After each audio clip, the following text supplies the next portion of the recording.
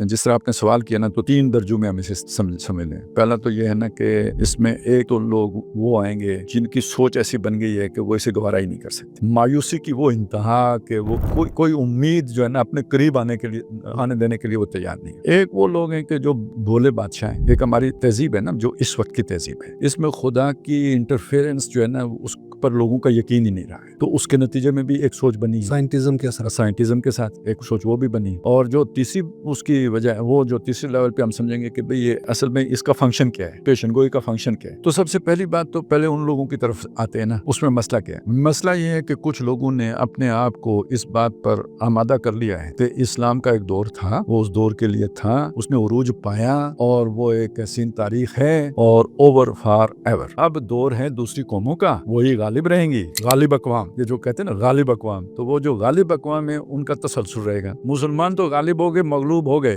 अब और कोई तारीख ने पलटा नहीं खाना। अच्छा, अब आगे जो दूसरा एक जो साइंटिज्म जो है ना उसका क्या नतीजा निकलता है कि भाई फैक्चुअली आप अगर देखें तो मुसलमानों की हालत तो ऐसी है नहीं कि कोई गलबे की बात की जा सकती, मतलब आप और मैं भी नहीं कर सकते। जाहिर परस्ती की आंख से देखेंगे तो फिर तो नहीं कर सकते। तो जब हम इस बात को नहीं देखते, यानी कोई इम्कान ज़ाहिरी असबाब की सतह पे नजर नहीं आता, तो पीछे रह जाता है क्या ईमान, तो वो ईमान ढकोसला मालूम होता है। तो ये हमें नहीं लगता कि अल्लाह ताला कोई मौजज़ाना तौर पर भी कुछ करता है, कुछ इंटरफेरेंस करता है, वो फ़आलुल लिमा युरीद है, वो तिलकल अय्यामु नुदाविलुहा बैनन नास, लोगों के दरमियान दिनों को उलट पुलट करता रहता है। ये चीज़ें उसकी नज़रों से ओझल हो जाती है और वो यही समझता है कि दुनिया अब इसी तरह चलेगी, इन्हीं उसूलों पर चलेगी, तो ये चीज़ अब चल नहीं सकती। तो वो एक यानी जिसे कहते हैं ना, कोई उसके अंदर कोई हसद नहीं है, कोई जिद नहीं है, कोई वो जो है ना मुकाबलेबाजी की बात नहीं है। वो वैसे ही मुसलमान होने के बावजूद भी अपने इस हाल पे